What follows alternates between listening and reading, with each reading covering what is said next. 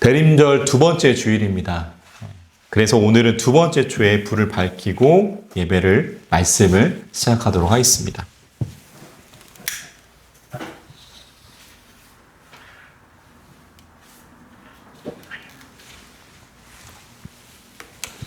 지난주 말씀 기억나시나요? 지난주 말씀에서 대림절을 맞이해서 아기 예수님의 탄생 소식을 들은 들판의 목자들을 살펴봤죠. 그들은 그 시대에 차별받는 직업을 가진 사람들이었지만 그들에게 전달된 아기 예수님의 탄생 소식은요, 하나님의 구원은 그 누구도 차별하지 않음을, 모든 사람을 위한 것임을 말해주는 일이었습니다. 오늘은 아기 예수님을 만난 사람들 그 두 번째 시간, 대림절 두 번째 주간으로서요, 예수님의 어머니 마리아에게 오신 아기 예수님에 대해서 한번 살펴보고자 합니다. 마리아에게 아기 예수님은 어떠한 모습으로 오셨을까요? 그리고 마리아는 자신에게 오신 아기 예수님에 대해서 어떻게 반응했을까요? 우리 말씀을 통해서 살펴보고자 하는데요. 오늘 본문이었죠. 우리 누가복음 1장 26절 말씀 다시 한번 읽도록 하겠습니다. 여섯째 달에 천사 가브리엘이 하나님의 보내심을 받아 갈릴리 나사렛이란 동네에 가서. 아멘. 오늘 본문 26절의 말씀 보면은요, 하나님의 천사 가브리엘이 하나님의 보내심을 받아 갈릴리 나사렛이란 동네에 갑니다. 네, 그때가 성경에 증언되죠. 근데 본문 26절 말씀 보면은 여섯째 달에 라고 나와 있는 거 보이세요? 네. 그런데 이 여섯째 달은요, 아기 예수님이 어머니 마리아 뱃속에 벌써 6개월이 되었다라는 게 아니라 오늘 보면 36절에 나오는 세례 요한이 어머니 뱃속에 있는지 여섯째 달이라는 뜻입니다. 그래서 성경학자들은 이 말씀을 근거로 예수님의 친족 사촌이라고 성경에 나오거든요. 그러니까 예수님의 사촌이었던 세례 요한과 예수님이 6개월밖에 차이가 나지 않는 동년배, 거의 같은 나이였다고 말하게 되는 근거가 바로 26절이 되는 거예요. 그때 그 본문 26절의 말씀처럼 이 세례 요한이 어머니 엘리사벳의 뱃속에 6개월째 있을 때에 예수님의 천사가 갈릴리 나사렛이라는 동네에 가게 됩니다. 그런데 그 당시 갈릴리 나사렛이라는 동네는요, 우리가 지난 시간에 살펴본 거 있잖아요. 예수님과 예수님의 제자들이 휘황찬란한 가이사랴 빌립보에 가셨던 것처럼 황제와 왕의 이름을 딴 그러한 놀랍고 아름다운 도시가 아니라 그 당시 갈릴리 나사렛이라는 동네는요, 이스라엘 땅 중에서도 변방이었고 시골 중에 시골이었습니다. 그곳에 하나님의 보내심을 받은 천사 가브리엘이 지금 간 거예요. 본문 27절 말씀도 볼까요? 본문 27절 읽도록 하겠습니다. 다윗의 자손 요셉이라는 사람과 약혼한 처녀에게 이르니 그 처녀의 이름은 마리아라. 아멘. 그 하나님의 보내심을 받은 가브리엘 천사가 당도한 곳, 구체적으로 27절에 말해주죠.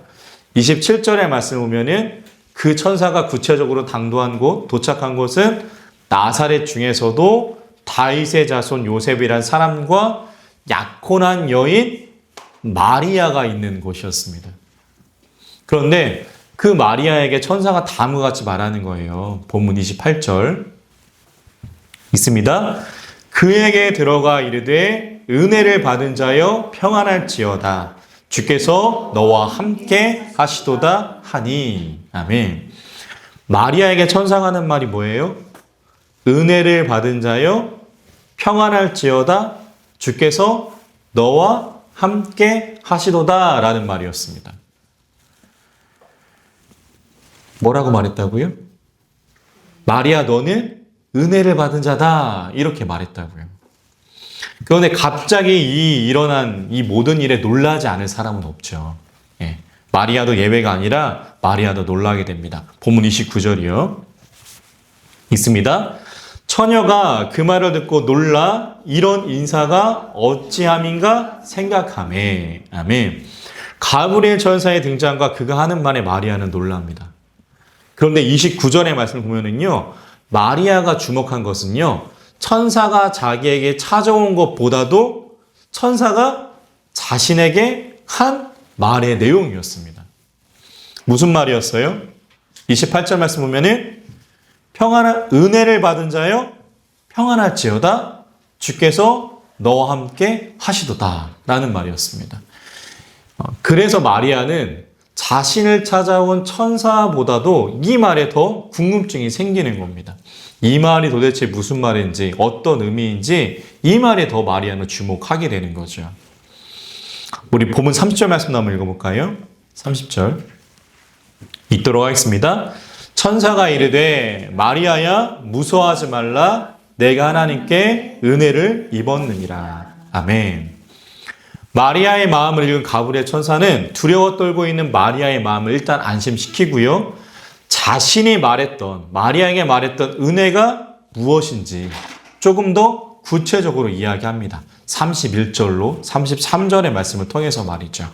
우리 3절의 말씀인데요. 좀 길지만 우리 3절 읽도록 하겠습니다. 보라, 내가 잉태하여 아들을 낳으리니 그 이름을 그가 큰 자가 되고 지극히 높으신 이의 아들이라 일컬어질 것이요 주 하나님께서 그 조상 다윗의 왕위를 그에게 주시리니 영원히 야곱의 집을 왕으로 다스리실 것이며 그 나라가 무궁하리라. 아멘. 그런데 가브리엘 천사가 이렇게 구체적으로 내가 받은 은혜에 대해서 말해 주었을 때 마리아가 안심이 되었을까요? 천사가 말하는 내가 하나님께 받은 은혜가 있다고 그게 무엇이지? 이렇게 생각하던 마리아에게 가브리엘 천사가 구체적으로 전한 마리아가 받은 은혜는요. 마리아에게 청천벽력과 같은 말이었습니다. 어떤 내용이에요?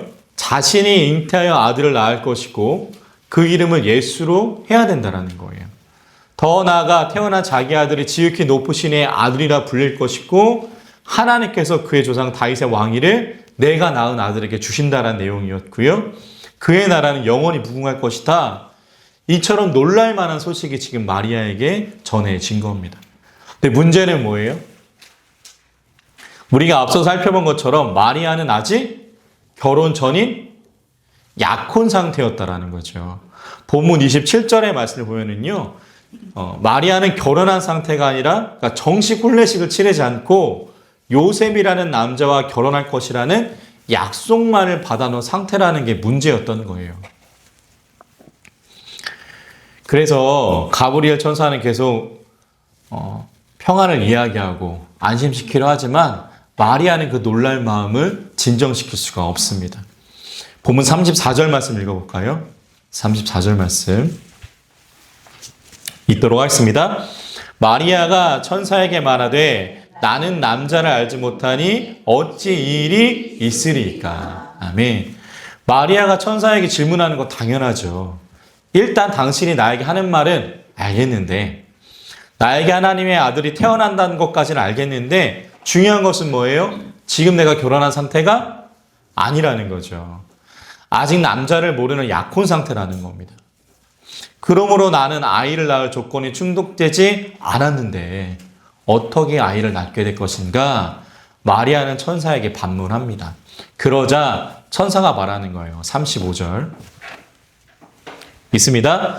천사가 대답하여 이르되 성령이 내게 임하시고 지극히 높으신 이의 능력이 너를 덮으시리니 이름으로 나실까 거룩한 이는 하나님의 아들이라 일컬어지리라. 아멘. 가브리엘 천사가 마리아의 궁금증에 대해서 말하는 것은 무엇입니까? 이제 내가 낳아서 기르게 될 아들은 사람이 아니라 하나님의 은혜로 잉태하여 낳게 될 것이다 라는 내용이었습니다. 그러니까 성령으로 잉태할 것이고요. 그러므로 원죄 없이 태어날 것이라는 말이었죠. 그러면서 예를 들죠. 우리가 앞서서 26절에서 살펴본 엘리사벳 예 36절도 한번 읽어볼까요? 있습니다. 보라 내 친족 엘리사벳도 늙어서 아들을 배웠느니라. 본래 임신하지 못한다고 알려지니가 이미 6달이 되었나니. 아멘. 가브리엘 천사가 그렇게 믿지 못하는 마리아에게 든 예가 바로 그녀의 친족 엘리사벳의 임신이었습니다. 마리아의 친정 엘리사벳은 나이가 너무 많아서 아이를 가질 수 없다. 모든 사람이 말했는데 지금 엘리사벳이 임신했고 벌써 6개월이 흘렀다라는 거예요.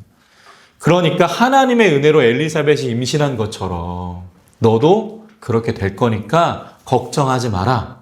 가브리엘 천사는 그렇게 말하고 있는 거죠. 그리고 말합니다. 본문 37절 있습니다. 대저 하나님의 모든 말씀은 능하지 못하심이 없느니라. 아멘. 그러자 마리아는 오늘 본문 마지막 38절로 대답합니다. 우리 마지막으로 읽도록 하겠습니다. 마리아가 이르되 주의 여종이오니 말씀대로 내게 이루어지이다 하매 천사가 떠나가니라. 아멘. 사랑하는 성도 여러분, 지난주에는 들판에 살던 목자들이었고요. 오늘은 예수님의 어머니였던 마리아, 그 마리아에게 찾아오신 아기 예수님을 살펴보고자 합니다. 오늘 아직 결혼하지 않은 나에게 아기 예수님이 오신다라는 그 소식을 받아들이는 그리 마리아의 모습을 통해서 우리는 어떠한 하나님의 음성을 들을 수 있을까요? 그들을 통하여서 하나님은 우리에게 무엇을 말씀해 주실까요? 소망하기는 이 말씀이 대림절 두 번째 주를 살아가는 한 주간에 우리의 삶과 신앙 가운데 온전히 남아있기를 주님의 이름으로 간절히 축원합니다. 오늘 말씀을 통해서요, 우리는 다음의 질문을 할 수 있습니다. 어떤 질문일까요? 왜 하필 마리아인가입니다. 왜 하필 하나님은 아기 예수님의 어머니로 마리아를 택하신 것일까? 다른 사람들 많이 있잖아요. 다른 사람들이 아니라 굳이 왜 마리아를 택하셔서 예수님의 어머니로 정하신 것일까? 우리가 지난 예수님의 생애 때 살펴본 것처럼 저 가이사랴 빌립보에 있는 아니면 저 왕궁에 있는 저 높으신 분들도 많이 있는데 그 당시 이스라엘의 변방이었던 갈릴리 나사렛에 있는 한 작은 소녀를 왜 굳이 택하신 것일까? 우리는 그런 의문이 듭니다. 그런데 성경에는요, 그 이유가 다들 잘 아시는 것처럼 명확하게 나오지 않습니다. 왜 하나님이 다른 사람이 아니라 마리아를 어머니로 택하셨는지, 아기 예수님의 어머니로 택하셨는지 그 이유가 성경에는 정확히 증언되지 않는 거예요. 마치 우리가 오후 예배 때 살펴보는 아브라함의 경우처럼 하나님이 아브라함을 부르신 이유가 성경에 명확하게 나오지 않는 것처럼 하나님의 말씀은 하나님이 왜 마리아를 아기 예수님의 어머니로 택하셨는지를 우리에게 구체적으로 말해주지 않습니다. 그래도 오늘 본문 말씀을 통해서 그 이유를 찾아보면은 오늘 본문 마지막 절 38절의 말씀을 그 근거로 우리는 찾을 수 있습니다. 38절 말씀 한번 볼까요? 38절 있습니다. 마리아가 이르되 주의 여종이오니 말씀대로 내게 이루어지이다 하매 천사가 떠나가니라. 아멘. 우리가 찾을 수 있는 그 이유는 무엇이에요? 마리아에게 오늘 전달된 얼토당토하지도 않는 이 소식, 결혼하지도 않은 자신이 성령으로 잉태할 것이라는 가브리엘 천사의 말을 마리아는 하나님의 말씀으로 굳게 믿었다라는 겁니다. 그리고 그 믿음은요, 앞으로 그 하나님의 말씀이 자신에게 이루어질 때까지 자신에게 닥칠 모든 위험과 어려움을 감수하겠다라는 고백의 말이었습니다. 그리스는요, 지금도 남자들이 시장을 본다고 그래요. 그 이유는 왜 그럴까요? 그 이유는 옛날부터 소크라테스랑 아리스토텔레스가 살던 때부터 남자들이 장을 봤기 때문이라고 합니다. 그래서 장 보러 나온 남자들끼리 장터인 아고라에서 이야기를 나누다가 그리스에서 철학과 문학이 발달했다고 그래요. 그렇다면 왜 그리스 사람들은 직접 장을 봤던 걸까요? 당연하게도 우리가 생각하는 것처럼 그 당시 사회에서는 여자들의 외부 출입이 제한되었기 때문입니다. 결혼한 여자든 그렇지 않은 여자든 외부에 나가서 남자를 만나는 것을 막기 위함인 거죠. 그래서 고대 그리스에서는 시장에서 물건을 사는 것을 남자들이 담당했고요. 그 전통이 지금까지 이어지고 있는 거예요. 그만큼 그 당시 사회, 고대 그리스 사회는 남자와 여자의 만남을 제한했습니다. 예수님 당시라고 달랐을까요? 더하면 더했지 덜했을 리가 없습니다. 말씀을 찾아보니까 예수님 당시에는 마리아와 같은 그런 어린 소녀들까지도요, 결혼 정년기에 이른 그 사람들은 함부로 집 밖으로 나갈 수도 없었고요. 다른 남자와 대화하는 것도 금지되는 때였습니다. 중동에 명예살인이라는 게 있죠. 혹시 들어보셨나요? 명예살인이라는 단어가 연결될 수 있는 단어인가 싶지만 21세기를 살아가는 지금도 중동에는 명예살인이라는 것이 있습니다. 예를 들어 가문에서 원하지 않은 결혼을 하거나 오늘 마리아처럼 혼인하지 않고 임신한 여인이 있다면 그 사람으로 인해 가문의 명예가 훼손됐다고 판단해서 다른 사람들이 아니고 그 집안의 사람들이 직접 그 자신의 형제 자매를 처벌하는 거죠. 그것을 명예살인이라고 하는데요. 지금도 뉴스나 이런 것들을 통해서 우리는 종종 보게 됩니다. 그런데 예수님 당시 결혼하지 않은 마리아, 남자를 알지 못하는 마리아가 임신을 한다면 그것은 당연히도 명예살인에 해당하는 일이었습니다. 더 나아가 율법적으로도요, 결혼하지 않은 남자를 알지 못하는 여인이 임신했다는 것은 그 당시에 투석형, 그러니까 동네 사람들이 던지는 돌에 맞아 죽을 일이었습니다. 그런데 생각해 볼까요? 지금 마리아 곁에는 자신의 이런 상황을 같이 말해줄 사람이 아무도 없었습니다. 자신에게 앞으로 닥칠 일에 도움을 줄 만한 사람이 그 누구도 없었던 거예요.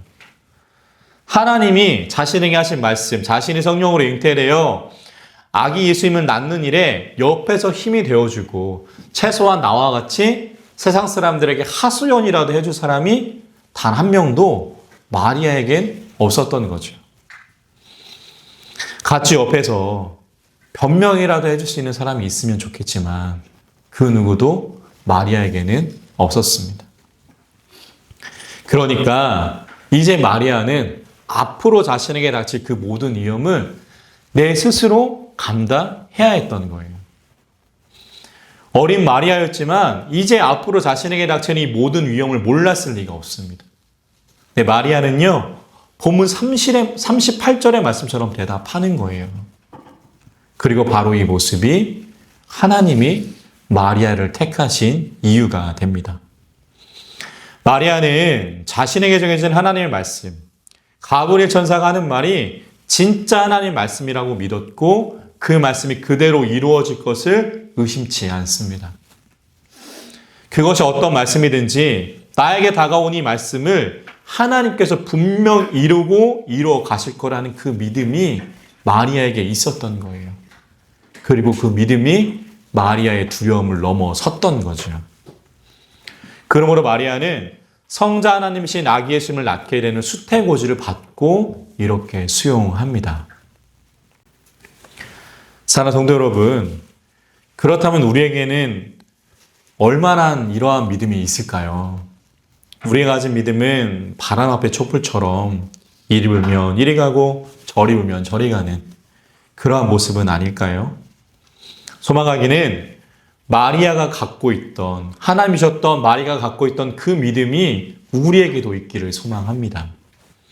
그러므로 우리에게 들려지고 우리가 받은 하나님의 말씀은 분명 이루어지고 하나님께서 이루어 가실 거라는 그 믿음. 그 믿음이 여기 계신 귀한 성도님들과 제게 있기를 주님의 이름으로 간절히 축원합니다. 지난주에 그래서 목자들에게 오신 예수님은요, 공평한 하나님, 차별하지 않는 하나님, 구별하지 않은 하나님이었다면요, 오늘 말씀에 나오는 마리아에게 오신 하나님은요, 조금 다릅니다. 오늘 마리아에게 오신 예수님은요, 놀람과 걱정의 하나님이었어요. 성경학자들이 말하길 마리아는 그 당시 10대 소녀쯤 되었을 거라 이야기하죠. 그러므로 자신에게 전해진 자신이 감당해야 되는 현실 앞에 때때로 오늘 38절의 말씀처럼 그렇게 고백은 했지만 때때로 너무 그 커다란 현실 앞에 주저앉고 싶었을지도 모릅니다. 나를 통해 일하시겠다는 하나님의 말씀에 38절의 말씀처럼 아멘으로 화답은 했지만은요, 때로는 왜 하필 나지? 라는 생각이 분명 마리아에게 들었을 것입니다. 그래서 때때로 소리내서 울고 싶었을지도 몰라요. 우리도 때때로 오늘 말씀에 나오는 마리아의 모습이 우리의 모습과도 같아 보입니다. 우리도 때때로 하나님 왜 하필 나입니까? 라고 묻고 싶은 때가 있는 거예요. 하나님, 내가 이렇게까지 하나님의 사람으로 살아야 합니까? 라는 의문이 드는 거죠. 오늘 마리아의 모습처럼 때때로 하나님은 저 여러분들에게 가브리엘 천사의 모습과도 같이 예배 중 말씀으로 혹은 찬양으로 혹은 기도로 혹은 누군가를 보내심으로 우리에게 하나님의 일을 감당할 것을 말씀하십니다. 그리스도로 살아갈 것을 이야기하시는 거예요. 그 하나님의 말씀은 오늘 마리아가 감당해야 했던 수태고지의 내용처럼요. 때로는 우리가 아멘으로 화답할 수 있지만 때로는 우리를 걱정과 두려움에도 빠지게 합니다. 그대로 하다가 내가 돌에 맞아 죽는 거 아니야? 라는 생각을 했을지 모를 마리아처럼 이렇게 말씀 따라 살다가는 불이익 오는 거 아니야? 망하는 것 아니야? 라는 생각이 우리 안에 드는 거죠. 그런데 그런 생각이 들지라도 마리아는 어떻게 말합니까? 우리 오늘 보면 38절의 말씀인데요. 우리 한 번 더 읽어보도록 하겠습니다. 있습니다. 마리아가 이르되 주의 여종이 오니 말씀대로 내게 이루어지이다 하매 천사가 떠나가니라. 아멘. 마리아 이 고백이 없었다면 가브리엘은 더 설득했을지도 모릅니다. 마리아는 자신에게 전해진 소식이 두려웠을지라도 앞으로 자신에게 닥칠 일들이 무서웠을지라도요, 하나님의 말씀 믿고 감당하고 수용합니다. 그리고 그 믿음의 고백과 행동으로 말미암아 아기 예수님은 마리아의 몸을 통해 이 세상에 오실 수 있게 되는 거죠.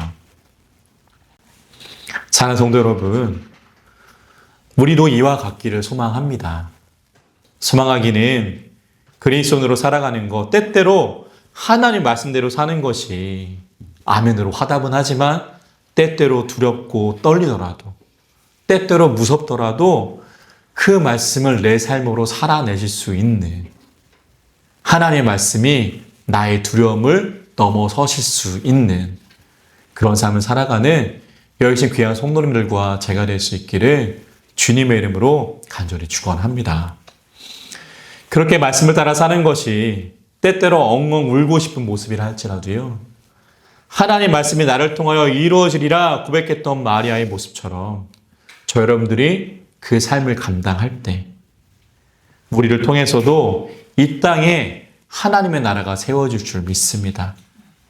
대림절 두 번째 주를 맞이하셔서 그 모습으로 한 주간을 살아가실 수 있는 열심 귀한 성도님들과 제가 될 수 있기를 주님의 이름으로 간절히 축원합니다. 오늘 말씀을 정리해 보겠습니다. 오늘은 시로 마무리해 보고자 해요. 어떤 시냐? 이런 시입니다. 땅에 떨어진 작은 도토리야, 울지 마. 너는 참나무가 될 거야. 오늘 말씀에서 마리아에게 자신에게 그 오신 아기 예수님을 마리아는 수용하고 받아들입니다. 자신에게 하는 천사의 말을 이 세상의 주권자 되신 하나님의 말씀으로 그 말씀을 하나님이 분명 이루어 가실 것임을 믿어 의심치 않는 모습으로 마리아는 수용합니다. 그 하나님을 향한 단단한 믿음으로 아기 예수님이 이 땅에 오실 수 있었죠. 그 믿음이 우리에게 있기를 소망합니다. 한편 마리아에게 아기 예수님은 두렵고 떨리는 모습으로 오셨습니다. 때로는 울고 싶은 모습으로 오신 거예요. 그러나 나의 울음보다 더 크신 하나님의 뜻을 이루어짐에 나의 마음을 두었을 때 그 마리아는 그 누구도 대신할 수 없는 성자 하나님이신 예수님의 어머니가 됩니다. 사랑하는 성도 여러분, 때때로 우리도 하나님의 말씀이 우리의 마음을 불편하고 울고 싶게 만들 때가 있습니다. 왜 나에게 이런 말씀을 하시는지, 내가 과연 이 일을 감당할 수 있는지 내 스스로에게도 의문이 생기는 거예요. 그러나 그 의문의 시간, 울음의 시간을 하나님과 함께 보내고 나면 땅에 떨어진 작은 도토리가 참나무가 되는 것처럼 우리의 모습은 이 세상에 하나님의 살아계심을 보여주는 하나님의 나무가 될 줄 믿습니다. 그리스도인으로 살아가고자 하는 하나님의 말씀을 따라 살고자 하는 우리에게 오는 그 현실에 두려워하거나 울지 마십시오. 오늘 말씀에 증언된 마리아와 같이 비록 지금은 울고 있는 도토리라 할지라도 분명 하나님이 우리 함께 이겨내고 우리 함께 하심으로 말미암아 우리는 하나님의 참나무가 될 줄 믿습니다. 그 길을 걸어가시는 한 주간의 삶이 될 수 있기를 주님의 이름으로 간절히 축원합니다. 기도하겠습니다.